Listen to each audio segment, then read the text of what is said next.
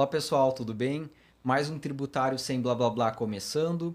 E no episódio de hoje a gente vai falar sobre a tributação das operações imobiliárias.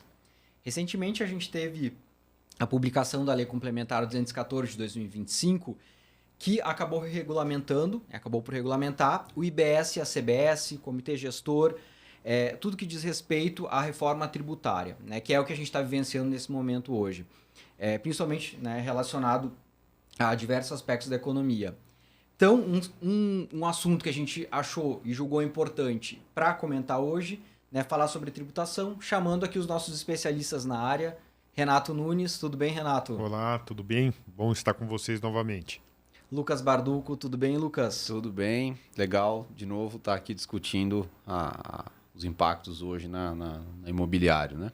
E Marília Stork, tudo bem, Marília? Tudo bem, Isaías? Obrigada, é um prazer estar aqui com vocês hoje. Só para relembrar, nós temos outros episódios em que a gente trata do tema das operações imobiliárias, né, no Instagram, no LinkedIn e também no YouTube do Machado Nunes. Temos também diversos outros episódios relacionados à reforma em si, os temas mais amplos da reforma e outros temas pontuais, como lucro presumido, né, etc. Então, se vocês quiserem conferir temas mais pontuais, ou enfim, algum vídeo que tenham perdido nessa sequência de vídeos que a gente está fazendo sobre a reforma tributária, é só entrar no LinkedIn, Instagram ou no YouTube do Machado Nunes. Então, dando início aos assuntos de hoje, né, eu convido a nossa convidada, Marília, para a gente conversar um pouquinho sobre as alíquotas, né, que tiveram se teve alguma diferenciação ou não em relação ao que tinha antes no projeto e agora com a edição da lei complementar. Tá. Então, bom, Isaías, sim, adiantando a resposta, teve uma mudança do projeto para a lei que foi publicada. No projeto, previa que a redução das alíquotas para alocação seria de 60% e para as demais operações envolvendo o setor imobiliário seria de 40%. Houve um aumento na redução dessa alíquota padrão. Então, agora, na previsão da lei, a redução da alíquota para alocação ficou em 70%, com uma expectativa de uma alíquota para alocação de 8,4%. E para as demais operações, a redução também foi aumentada para 50%, com uma estimativa de uma alíquota para 14%. Certo. E diante desse aumento, Lucas e Renato, quais são as repercussões, o que a gente espera, né, em relação a isso para o setor?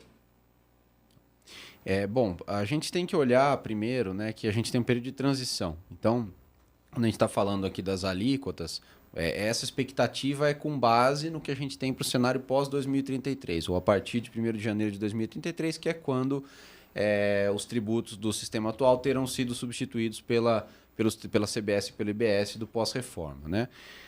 Nesse período, então 2026, relembrando, né, a gente já comentou isso até em outros episódios, mas é sempre bom repassar. 2026 a gente tem uma alíquota teste de 1%, né, sendo 0,1 e 0,9%. E, na verdade, não vai ser efetivamente recolhido esse 1%. Né? Se você fizer a transmissão das obrigações acessórias, apuração, cálculo, você nem vai precisar pagar nada. E se pagar, ele pode ser deduzido dos outros tributos, ali do PIS/COFINS, no caso. Então, em 2026, a gente ainda não tem impacto em carga. 2027, aí sim, serão extintos, né, o PIS e a COFINS, substituídos pela CBS.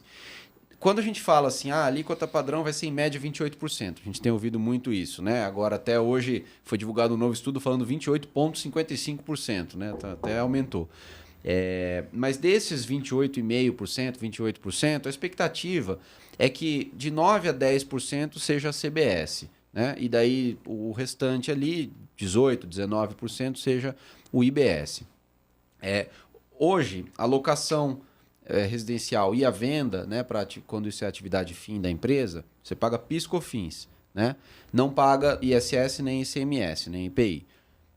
Com a reforma tributária, você vai passar a pagar o IBS, mas o IBS só começa a entrar em vigor lá em 2029. Então a gente vai ter um cenário de nos anos de 2027 e 2028, muito favorável para o setor. É isso que a gente tem visto nas simulações que a gente faz. Por quê?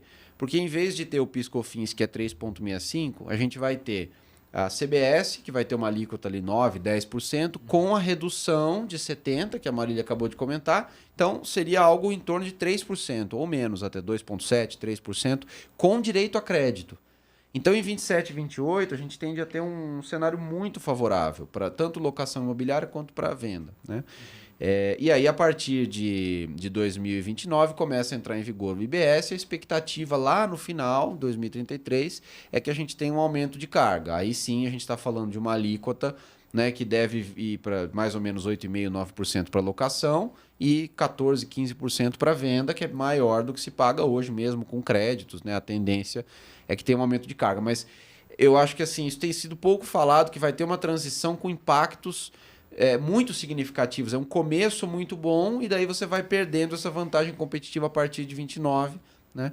Então, essa é a nossa expectativa baseada nos casos práticos que a gente avaliou, tá? E só complementando, isso é muito relevante para os negócios de médio e longo prazo, né? Na locação, seria mais para se estimar os impactos ao longo do tempo.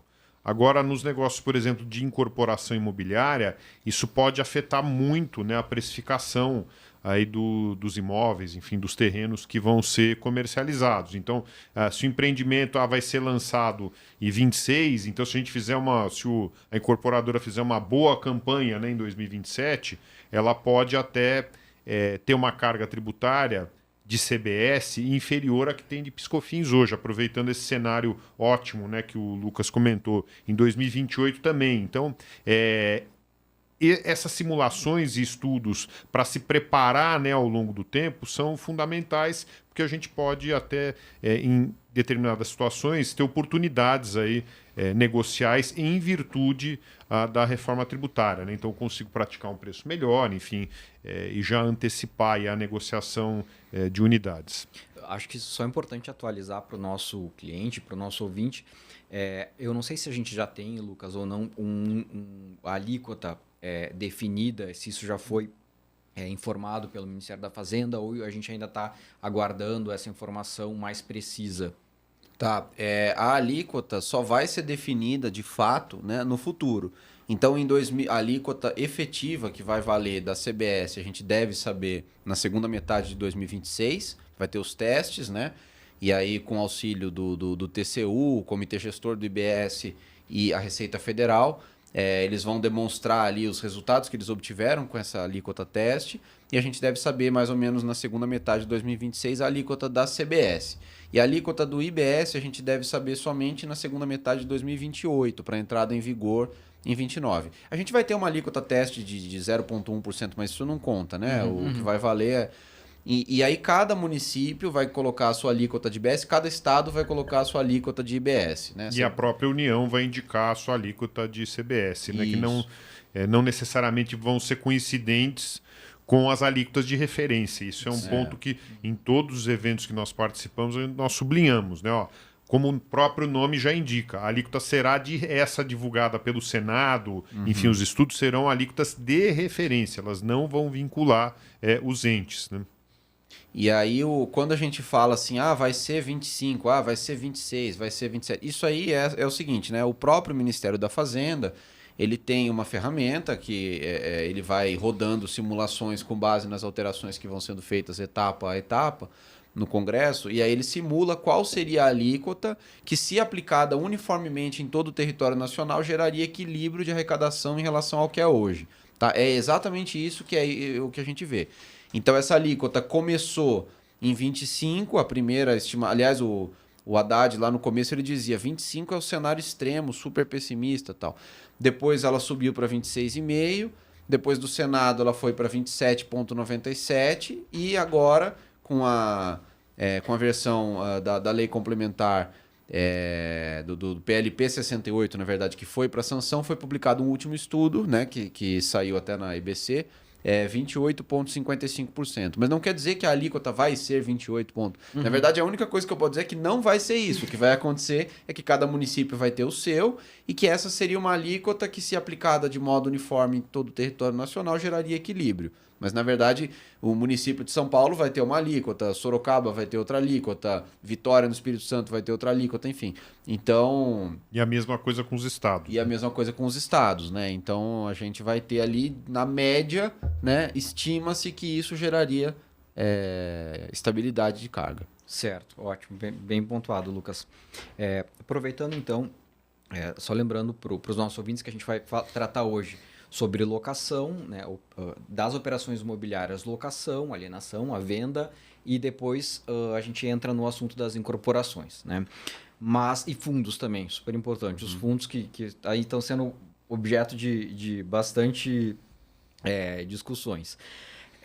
Mas falando agora sobre venda de imóveis, Lucas, a gente viu, Lucas e Renato, Marília, a gente viu que a legislação ela trouxe diversas datas, né? Isso eu acho que acabou trazendo diversas complexidades também. Não estou falando aqui do regime de tramitação, mas aqui na regra geral também, né? Então a primeira pergunta é sobre os redutores de ajuste, né? Principalmente para venda de imóveis. Por quê? Como eu sei qual o redutor a ser aplicado? Então, a primeira pergunta, como eu vou saber, eu, né, contribuinte, sei qual redutor eu vou aplicar? Né? Lembrando que o redutor ele faz a redução, né, da base de cálculo, né, do imposto que eu vou pagar, ou da contribuição, enfim, de IBS ou CBS. Mas como identificar isso? Né? Porque a legislação ela trata disso, Lucas, mas de forma um pouco complicada. Certo.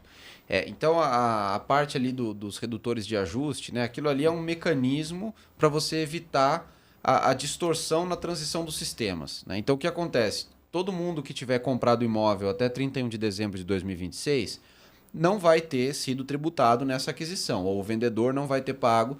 Então, não tem como você dizer assim, você vai apropriar crédito desse imóvel. É impossível, porque os tributos não existiam até 31 de dezembro de 26, ou existiam na alíquota teste apenas, né? Então, a lei trouxe um mecanismo, a lei complementar trouxe um mecanismo que, na minha avaliação, foi um mecanismo inteligente, né? De reduzir a base de cálculo para simular o que seria caso ele tivesse sido tributado, tá? Lembrando, acho que um comentário aqui que a gente... que vale esclarecer, que é o seguinte...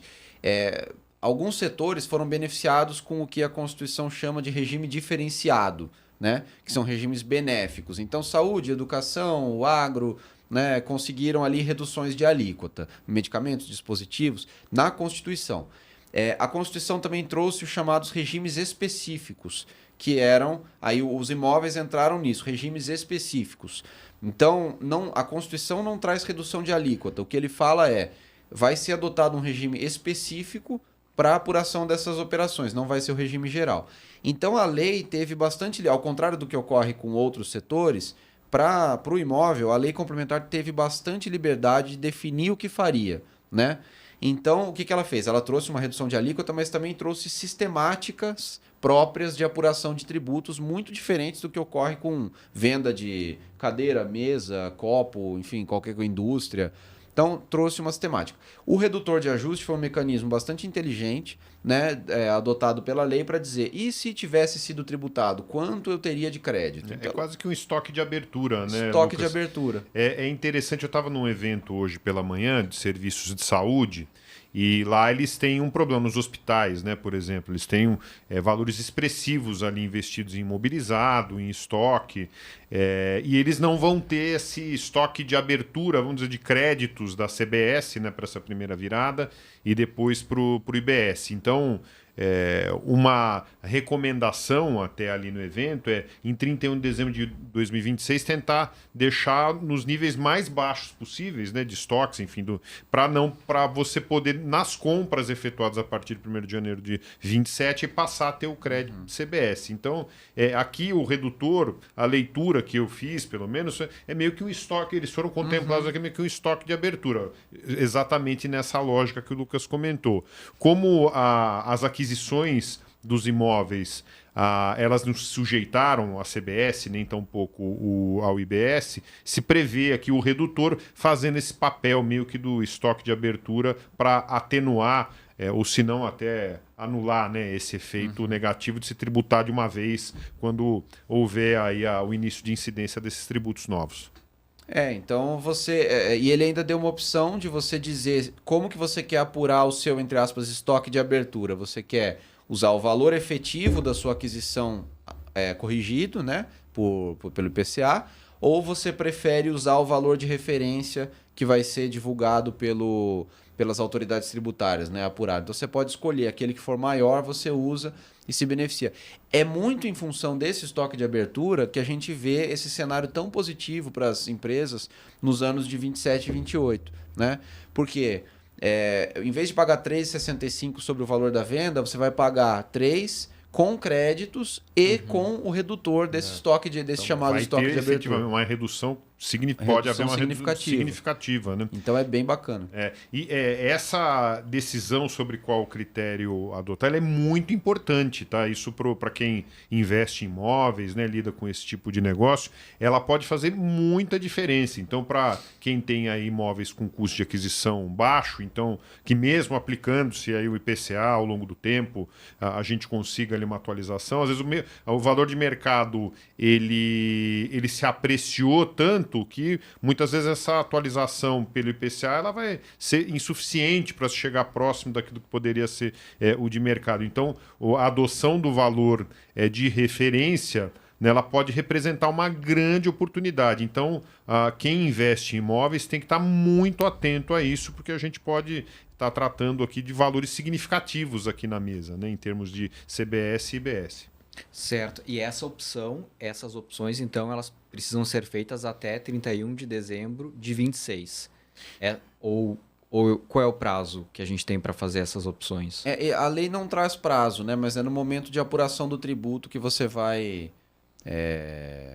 dizer ali. Até porque hoje a gente ainda não tem valor de referência, não tem nada disso, né? Eles vão apurar ainda. E a gente ainda vai ter o regulamento da CBS e do IBS, talvez eles tragam ali um mecanismo específico, mas hoje a gente ainda não tem uma previsão de se vai ter um prazo desse ou o que me parece seria no momento da própria operação. Certo, perfeito.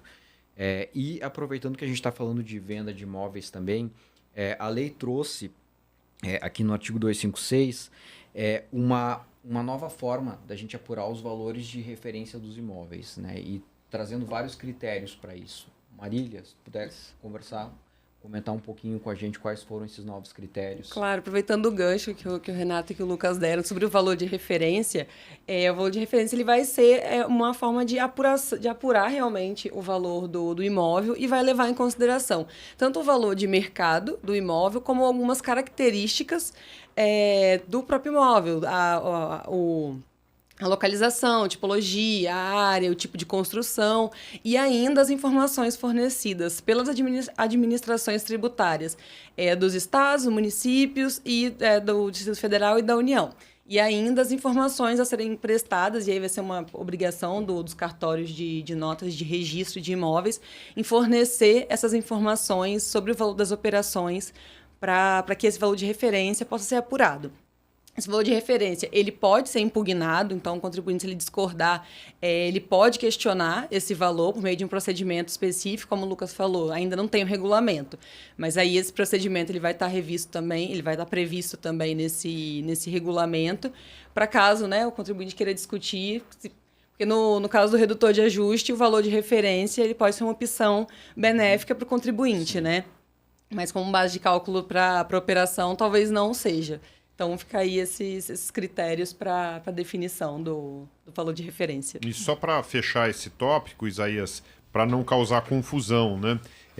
Isso não afeta o registro contábil do valor do imóvel, tá? Então, por hipótese, eu vou continuar no valor de aquisição. Aqui prevê a atualização desse valor. Eu não vou lá na contabilidade e atualizo. Isso é exclusivamente para apuração da CBS e do IBS.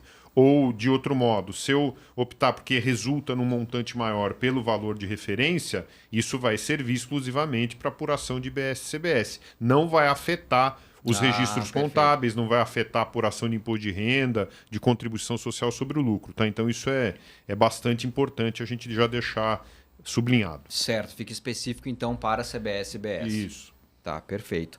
Eu vou pedir licença, gente, só para mudar a pauta aqui, porque como a gente já está aqui falando do regime geral, A gente entra na tributação das pessoas físicas e depois a gente fala sobre a locação, que daí vai para o 487 mais para o final. Pode ser? Claro. Então tá. Marília, e sobre a tributação das pessoas físicas, então, né? Poderia falar um pouquinho pra gente? Claro. No episódio passado, falando também das questões para o setor imobiliário, o projeto previa não, deixava meio em aberto se a pessoa física ela iria ou não ser contribuinte do IBS da CBS. E aí a gente trouxe o exemplo, né, do senhorzinho que tinha um imóvel, se ele seria ou não contribuinte. E em nossa opinião naquela ocasião é de que não seria, porque ele não desenvolveria uma atividade fim, seria um complemento de uma aposentadoria, naquele exemplo. Bom, agora, a redação da lei, ela prevê especificamente que a pessoa física ela vai sim ser contribuinte em 2 hipóteses cumulativas. Primeiro, que o valor das operações, né, somados, eles têm que dar superior a 240 mil naquele exercício, e ainda tem que o contribuinte ele tem que ser proprietário e tem que fazer operações com mais de 3 imóveis. Então, aí o exemplo mudaria para aquela pessoa que tem 4 imóveis ou mais de 3, né? E aí faz operações de locação, venda com esses imóveis e obtém uma renda, né, um critério cumulativo, superior a 240 mil naquele exercício. Então, sim, uma grande mudança, assim, eu diria, que não estava previsto na redação do projeto, veio para a publicação da lei. É só um complemento. Essa quantificação dos imóveis, né, que tem que ser mais de 3, é que sejam objeto de operações imobiliárias. Então, no caso do locado, seja uma pessoa que trabalha com locação, 3 imóveis, mais de 3 imóveis voltados à locação. Então, se ela tiver 3 imóveis locados e mais um onde ela reside, ou mais um onde ela reside, mais um que é a casa de praia, uma casa de campo, esses que não são afetados, né, ao negócio de locação, eles não entram nesse cômputo. Isso deve gerar discussão no futuro, sim, né? Sim. E é aquele sítio que você aluga de vez em quando e tal, né? Mas é a leitura, né? Pelo menos que eu faço desse dispositivo. Eu acho que até porque não teve regulamentação. A própria lei fala, né? A própria lei complementar diz que vai haver regulamentação, né? Do que seriam esses 3 imóveis distintos. Eles trouxeram aqui, porque normalmente existe já uma regra na própria lei complementar que fala que só que é genérico, né? Subjetivo. Se você exerce atividade por meio da pessoa física, você também é contribuinte de CBS e IBS.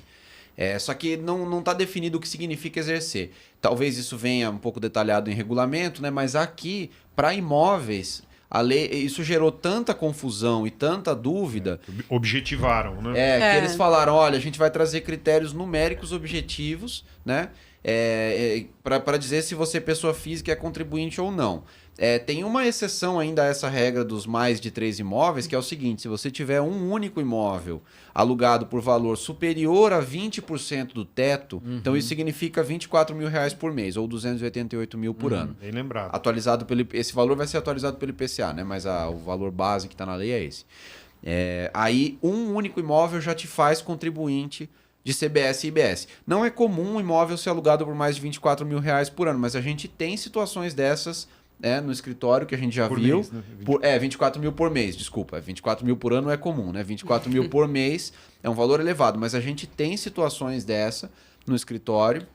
Então isso existe, principalmente quando às vezes o proprietário daqueles imóveis todos aluga o imóvel no qual ele mora, muitas vezes o valor do aluguel é superior a 24 mil por mês. Aqui em São Paulo tem diversos imóveis de alto padrão, né, com aluguel superior. Rio de Janeiro tem muitos, nas capitais em geral tem.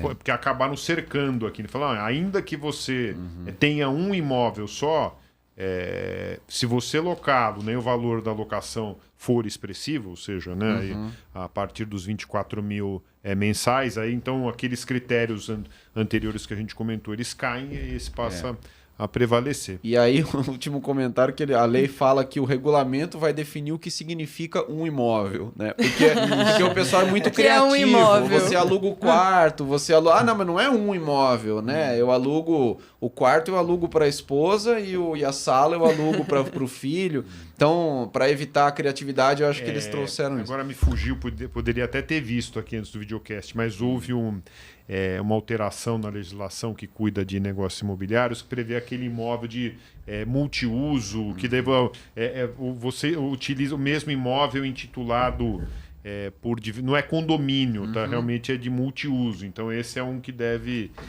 entrar aqui na regulamentação. E antes de fechar esse tema, até nós estávamos a caminho aqui do estúdio, né? A questão do Airbnb, né? Que eu acho que a redação da lei, ela não fecha a questão, né? Porque é dito ali, mais adiante, que no caso de locações de imóveis por prazo, né? De até 90 dias, ele diz o seguinte, deixa eu só achar aqui o dispositivo, vamos ver certinho, está aqui, ó. Alocação, cessão onerosa ou arrendamento de bem imóvel residencial por contribuinte sujeito ao regime regular do IBS da CBS com período não superior a 90 dias. Então, esse é o típico Airbnb, né, e afins. Serão tributados de acordo com as mesmas regras aplicáveis ao serviço de hotelaria. A dúvida que me ocorreu, aqui a gente até discutiu um pouquinho no caminho, o que ele quis dizer com esse contribuinte sujeito ao regime regular?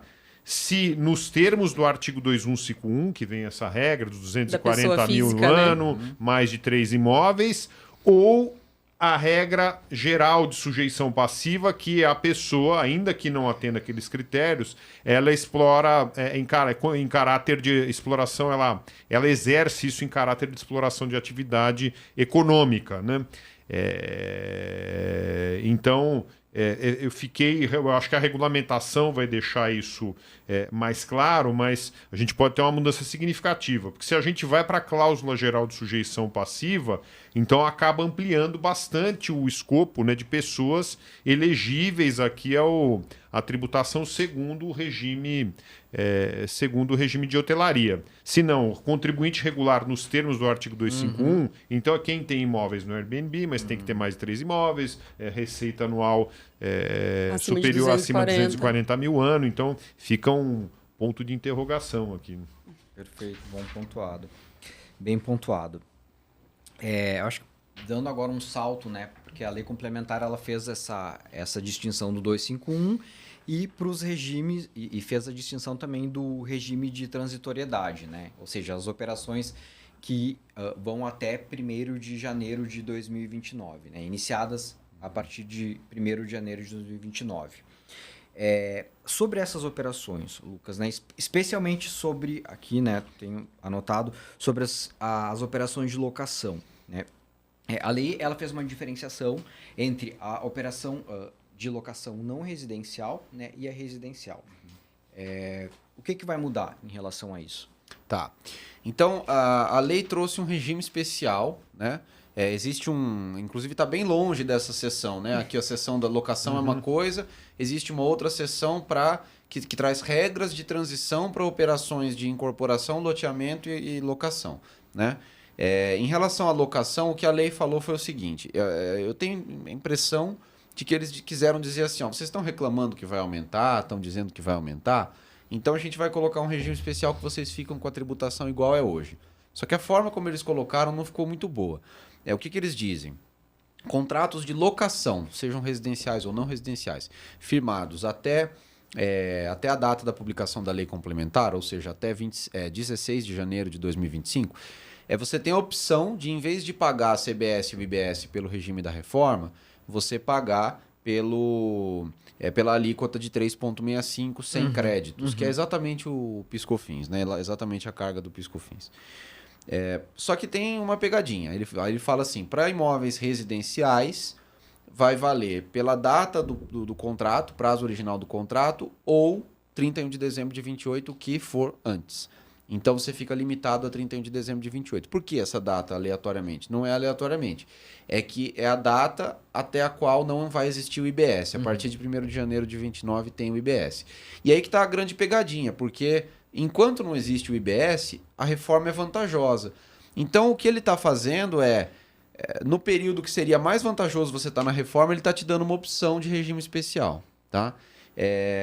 Então, assim, é impossível valer a pena esse regime especial, tá? Mesmo em tese, porque a alíquota base vezes o redutor de 70%, vai dar menos do que o PIS/COFINS. Tem que ser uma alíquota base muito alta. Teria que ser uma alíquota base gigantesca e você não ter crédito nenhum. O não ter crédito é comum, geralmente você não tem crédito mesmo. Mas... e outra coisa, o imóvel residencial tem um redutor social de R$600 também, né? Isso. Então, além de tudo, assim, você vai abrir mão de várias vantagens que tem ali no melhor período, né? Para simplesmente você trocar por um regime especial, onde você vai ficar numa alíquota maior sem crédito e sem redutor social, tá? E para imóvel, então, o residencial, assim, você pode simular com os números que você quiser, nunca vai valer a pena.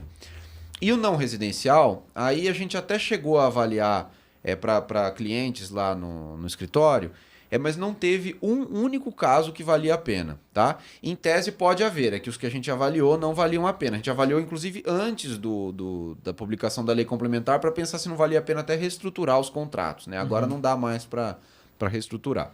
Mas qual é o ponto, né? Você teria que abrir mão desse período bom e ficar no regime. Aí, para imóveis não residenciais, ele deixa você optar pelo prazo original do contrato ou, quer dizer, pelo prazo original do contrato, sem uma limitação temporal. Só que qual é o ponto? Nos primeiros anos você sai perdendo muito. Daí, a partir de 29, 30, 31, 32, tá mais ou menos ali. A partir de 33, em tese, o regime especial vale a pena. Mas, então, qual é o prazo que você precisa ter de contrato para valer a pena? Pelas nossas contas, lembrando que os que a gente simulou não valiam, tá? Mas pelas nossas contas, no mínimo 15 anos teria que ser o prazo de um aluguel não residencial para começar a fazer sentido, né?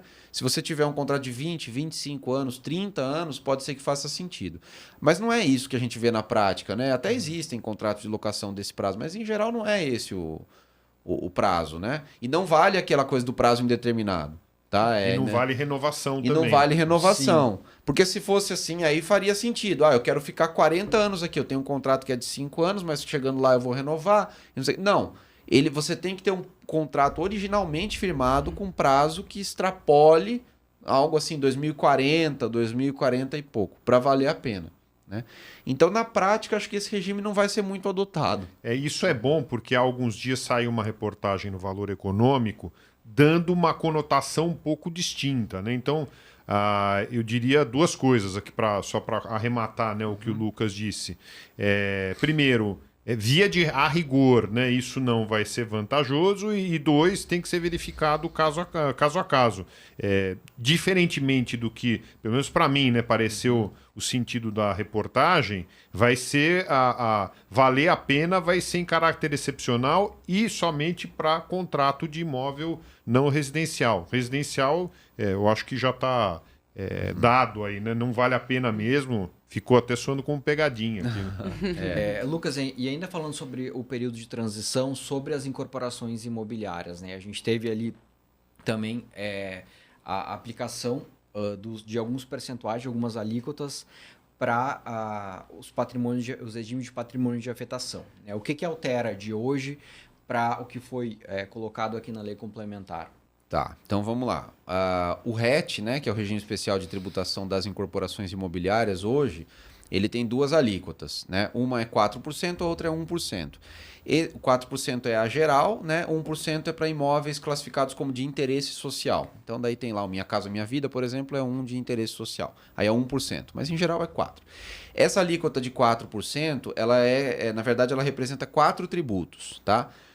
2 tributos, a reforma tributária não mexe, pelo menos não por enquanto, que é o imposto de renda e a CSL. Isso é 1,92%. PIS/COFINS, que é o que a reforma mexe, a alíquota é 2,08%. Então, somando 1,92 e 2,08, a gente tem os 4%. E no 1% é 0,53% de PIS/COFINS, 0,47% de imposto de renda e CSL. Tá? A lógica é mais ou menos a mesma. É metade influenciado pela reforma, um pouquinho mais, um pouquinho menos não é influenciado. Bom, o que a Lei Complementar 214 fala?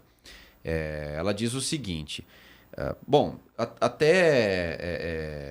até 2026, agora não vai mudar nada. Quem tem o RET, tem o RET. O que começaria a mudar seria a partir de 27 com a substituição do PIS/COFINS pela CBS. Então ele fala que imóveis que estejam sujeitos ao patrimônio de afetação, né, que é um requisito do RET, e cujo pedido, o requerimento de adesão ao RET tenham sido apresentados até 31 de dezembro de 2028, tá? De novo, a gente volta nessa data 28, que é da entrada em vigor do é o último dia que não tem o IBS ainda. Então, para imóveis que já tenham o requerimento do RET sido apresentado até 31 de dezembro de 28, você pode optar. Aí é parecido com a lógica do regime de aluguéis, né?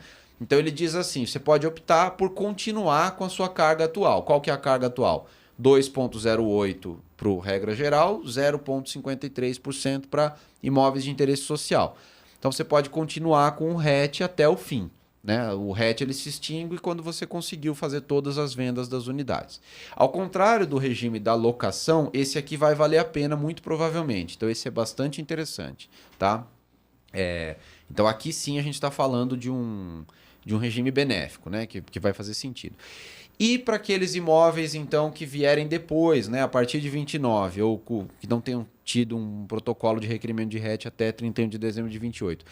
A lei não traz mais norma de transição. Então, em tese, você ficaria com aquele imposto de renda ICSL de 1,92 ou 0,47 e pagaria totalmente por fora, né, a CBS e o IBS com base nas regras gerais, que é o que a gente vem falando aqui.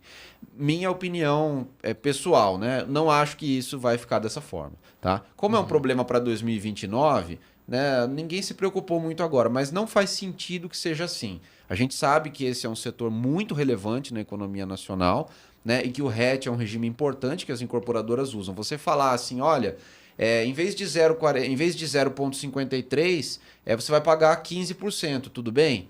Né? Não é crível que vai acontecer uma coisa dessa com o imóvel do Minha Casa Minha Vida e outros aí, né? E a gente sabe o quanto os governos brasileiros de qualquer linha política gostam de fazer programa habitacional, com venda de imóvel, benefício, financiado pela Caixa, etc.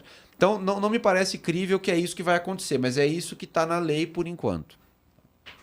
Certo.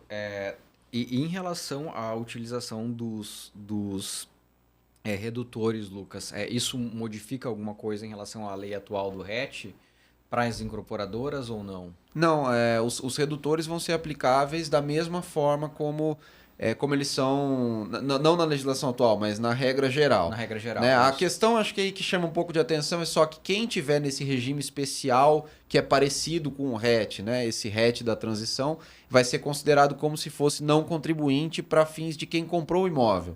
Né? Então, quem comprar o imóvel de pessoa física vai ter o mesmo tratamento de quem comprar o imóvel do RET. Então, em vez de você usar o crédito efetivo de CBS e IBS, você vai usar o redutor equivalente ao seu custo. Tá? Perfeito, perfeito. Eu acho que outro assunto importante também que está na nossa pauta de hoje e que tem a ver também com a tributação das atividades imobiliárias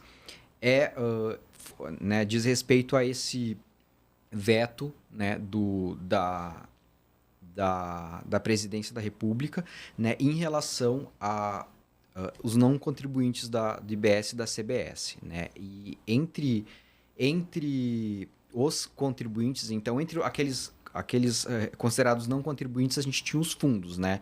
Especialmente os FIIs e os FIAGROS, e que agora passam a ser contribuintes. Né? O que vocês enxergam, quais são as repercussões que a gente tem em relação a isso, né? E o que isso efetivamente afeta a tributação desses fundos? Tá, vamos lá. Hoje em dia, né, fundos imobiliários, FIIs, né, e os FIAGROS, que são os fundos de investimento na cadeia do agro, que seriam como se fossem os FIIs, mas, né, vinculados ao agro, eles não são contribuintes de nenhum tributo sobre o consumo. Então, eles não são contribuintes de PIS/COFINS, não são contribuintes de ICMS, ISS, IPI, nada. Eles simplesmente os cotistas deles pagam imposto de renda se não atenderem a determinadas condições para serem isentos. Né? Se atenderem, aí não paga nem imposto de renda. Existe uma exceção que é quando o FII investe num empreendimento do próprio controlador do FII, mas que daí você tributa como pessoa jurídica, mas é uma exceção. Bom, então o que originalmente, né, a versão aprovada pelo Congresso da Lei Complementar 214 falava? Que ele disse assim, olha, o FII eu vou separar em dois tipos de FII. O FII que eu vou chamar aqui como se fosse um FII entidade de investimento, que é aquele que tem isenção do imposto de renda, e o FII familiar, que é o que não tem. Então, assim, o FII Fiagro, que tem a isenção do imposto de renda, ele tem que cumprir alguns requisitos, mas basicamente assim, as cotas dele têm que ser negociadas só em bolsa ou mercado de balcão. Você não pode ter um cotista com mais de 10%, não pode ter uma família com mais de 30% e ele não pode investir em empreendimentos dos cotistas, né? Cumpridos esses requisitos, ele tem isenção do IR, isso é uma lei que já existe há tempos, né? E aí, além disso, ele não vai ser contribuinte da CBS e do IBS, que é basicamente manter o tratamento que tem hoje, ele não paga, né, os tributos sobre o consumo. Já aquele FII que não cumpre essas regras, FII ou Fiagro, com uma natureza mais de patrimônio familiar, aí sim ele vai ser contribuinte. Então já era um aumento de carga para FII e Fiagro. Agora, quando o governo veio e vetou totalmente, falou, não tem isso, todo FII, todo Fiagro vai pagar CBS e IBS, aí foi realmente uma bomba no instrumento financeiro. Esse veto, sendo muito sincero, acho que tem uma chance grande de ser derrubado pelo Congresso, porque ele está mexendo com o mercado financeiro, com o mercado imobiliário e com o agro. Com o agro. Então ele está mexendo com 3 setores e assim, não é que ele está... tentaram um benefício e não conseguiram. Isso seria uma coisa. Tentaram um benefício e não conseguiram, mas vamos fazer um sacrifício, porque... Não, o presidente jogou uma bomba nos 3 setores, né? Então acho que tem uma chance grande de ser derrubado esse veto, foi bastante polêmico. Se esse veto não for derrubado, é um impacto muito severo para esses instrumentos de captação de recursos. Acaba perdendo muito o incentivo, né, para se adotar esse tipo de estrutura. Em última análise, isso aqui é para formação de poupança popular, né, que é de interesse geral, né, do país, né, essa formação de poupança popular. Quando eu desincentivo, né, eu falo, a pessoa que vai investir, eu mesmo vou fazer, tem redutor, tem uma série de outros itens, então eu prefiro... eu mesmo cuidar disso, né, ter maior controle, enfim, acaba sendo um fator de desestímulo. Eu achei curioso, hoje eu recebi aqui um informe, né, dizendo que o Ministério da Fazenda afirmou em nota oficial que sempre defendeu que os fundos de investimentos em títulos e valores do setor imobiliário fiquem isentos às cobranças de IBS e CBS, né, e que a decisão de vetar a isenção do setor foi tomada pelo Executivo na última hora. E aqui vai além. Umas coisas, né? O pessoal está com problema de comunicação grave. O Ministério interpreta que, por mais que o trecho seja vetado, não é possível que o fundo de investimento seja tributado diferentemente do que pensam alguns analistas, né? Então, o Ministério da Fazenda concluiu, afirmando que, se necessário, farão ajustes ao texto para deixar claro que não haverá incidência de tributos ao setor. Bom, o Poder Executivo não pode mexer no texto, né? Me parece que a mensagem aqui é meio que ok, né? Vão realmente derrubar o veto e vamos deixar por isso mesmo. Realmente aquelas coisas ali por conta da alíquota de referência, toda essa polêmica, né, que cerca a alíquota de referência, todas as reduções que forem dadas para esse ou para aquele setor vão acabar resultando em majoração da alíquota geral. Então pegaram isso aqui no apagar das luzes e vamos tirar isso que a gente já consegue reduzir o impacto, né? Mas não me parece fazer nenhum sentido, né? Um contrassenso, como o Lucas comentou, e ao que tudo indica, o próprio governo já jogou a toalha, né, em relação ao assunto. A ver, né, como será aí o desfecho. Renato, e aproveitando que a gente está nos momentos finais aqui, o que a gente indica hoje, então, para quem trabalha para quem está nessa área, né, nesse setor, para se antecipar? Se é possível a gente falar se antecipar, mas, enfim, se antecipar em relação ao que vem pela frente, né, em relação à reforma tributária. Olha, Isaías, nós temos nos deparado muito lá no escritório. Eu não tenho essa experiência em outros países, né, do mundo. Aqui no Brasil eu falo com segurança. A gente tem uma síndrome aqui de manada, né, de efeito manada. Efeito manada é comum no mundo inteiro, né, mercado financeiro, etc. Mas aqui é geral. A gente tem efeito manada com blindagem de carro, com instalação de insufilme, com notícias, né, de mandar dólar para o exterior, sai todo mundo correndo e às vezes não se pergunta por que está fazendo aquilo. Eu estou fazendo aquilo porque eu fui no clube no domingo almoçar, né, os meus amigos falaram que estava todo mundo fazendo, então eu acho que tem que fazer também. Né? Então é evitar o efeito manada, mas saiu no jornal de grande circulação, com o autor, não entre no efeito manada, faça uma simulação para o seu caso concreto, né? Há muitas variáveis. Aqui se acertou uma na mosca, né, que foi essa desse regime de transição para alocação de imóvel residencial. A gente tá falando, já está descartando. Fica a dica aqui para nossa audiência. Não caia nessa. Né? Dica valiosa, ainda que inclusive. no clube, lá na praia, encontrou com os amigos na praia, no golfe, a turma que gosta de andar de Porsche, né? de domingo, etc. Não entrem da bike, da moto, não entrem no efeito manada. Cada caso é um caso e muitas vezes as matérias... elas acabam dando um entendimento muito diferente daquilo que poderia ser o melhor para cada pessoa. Então a gente tem feito isso, né, Lucas, Marília e Isaías, para vários clientes e a gente vai desmontando. Quando saiu a notícia do valor, essa do regime de transição, foi uma enxurrada no WhatsApp. Falei, calma, gente, calma, vamos ver. E aí fomos indo caso a caso, vai esclarecendo.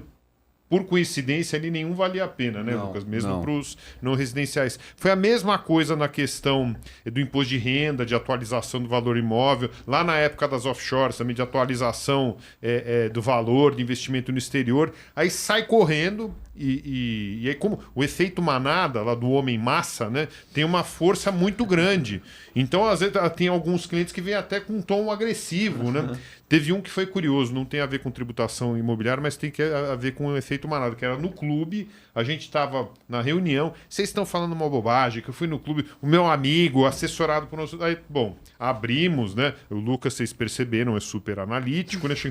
Aí ele ganhei a aposta, ele ligou de novo para outro amigo dele, ainda tirou um sarro e falou que ganhou a aposta. Ele ia entrar no efeito manada. Então, essa é a dica. Evite efeito manada do clube, do passeio de carro esportivo no final de semana, do almoço de domingo, da bike, da moto, da notícia de jornal, YouTube, Instagram. Veja o seu caso. Se consulte com um especialista no qual você confie e veja o seu caso para não cometer nenhum equívoco ou não tomar nenhuma decisão equivocada. Ainda está em tempo de tomar decisão equivocada porque não tem nada para valer, mas a hora que chegar na hora de tomar, para 31 de dezembro, 1º de janeiro de 27, vamos supor lá, para poder apropriar o redutor, etc. Veja o seu caso. Fecha o vidro, né, tapa os ouvidos aí pros amigos e noticiário e afins e analise o seu caso com um especialista no qual você confie. Essa é a dica.